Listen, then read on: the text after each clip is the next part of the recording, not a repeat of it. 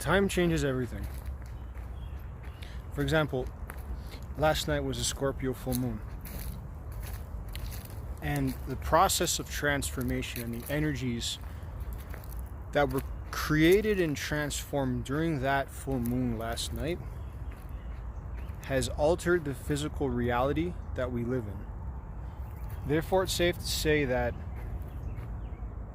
in order for us to live in any type of constant, there has to be no motion. For there to be no motion, the universe has to be basically dead, because even until the atoms, there's motion. So what does this mean?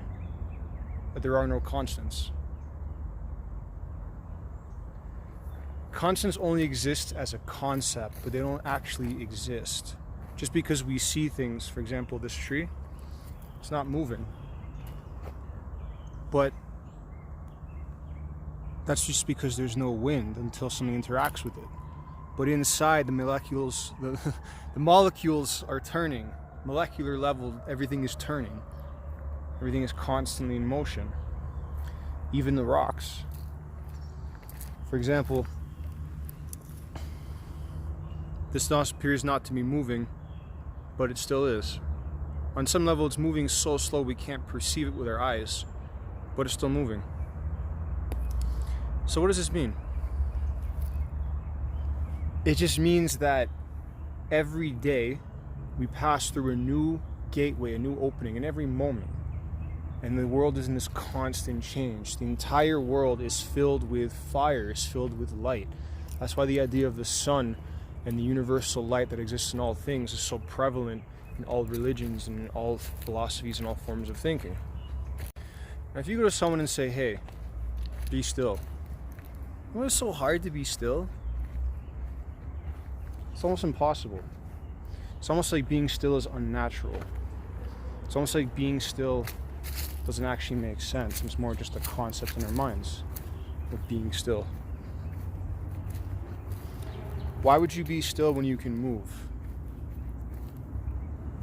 Why would you ever want to stop moving? The idea that we create things that last forever is an idea that, yes, as a concept we have pyramids, we have stone structures, we have ideas, we have symbols that supposedly last forever, but nothing actually lasts forever. It only lasts until it's forgotten. So it is in the reconnecting, that we can actually keep something alive. Which is why in Mexican traditions and Days of the Dead, if you don't remember your family members, it's like they're dying, actually. So the most important thing you can take away from this is that it's very, very simple. Everything is constantly dying. Everything is constantly being reborn, constantly transforming. If you can imagine, like fire in all things, transformation is a constant. Change is the only constant in life.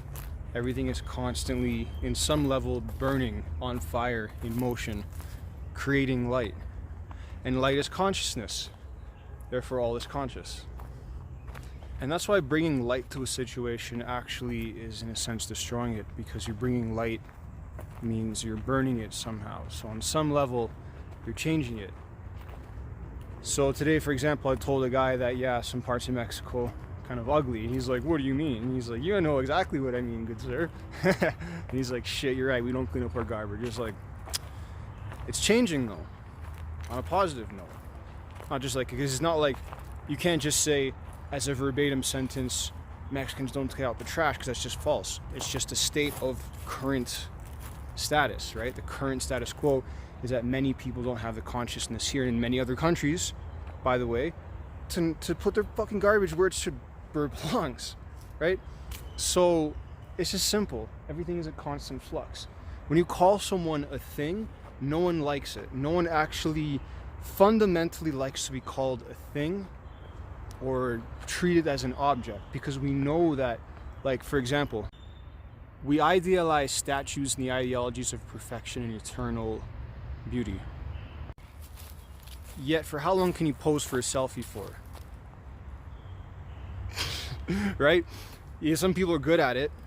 But at the same time, it just gets annoying because you just want to move and change. You want to say, like, I'm different. I'm not just this one. I'm not a statue. I'm not one thing. I'm not just a doctor, just a lawyer, just an archaeologist. Right? We're multi-dimensional complex beings. We're always in flux. We're always changing. No thing stays the same even after a couple of seconds. So when people tell you, or when you tell other people, or there's this collective idea that we are somehow the same as we always have been and nothing's changed, that's not true. Just because someone sells the same thing in the same place for years and doesn't mean they're the same person, doesn't mean nothing has changed. Things are always going to be different, no matter what. And this is especially true when we realize that each and every day is different than the next. I'll talk about this more in another video relating to time and astrological measurements of different systems. I've mentioned it before, but I'm going to go into it in more detail in my next video. So stay tuned. Thank you very much. And as always, keep living in sacred time, enjoying a sacred space, and breathing in some sacred, fresh air. Walking on sacred ground and connecting to this eternal moment, which is always changing. And the irony of that statement is that even though nothing is eternal, that similar idea that nothing is eternal actually gives way to the fact that everything is eternal. Because if nothing is eternal, then all things are.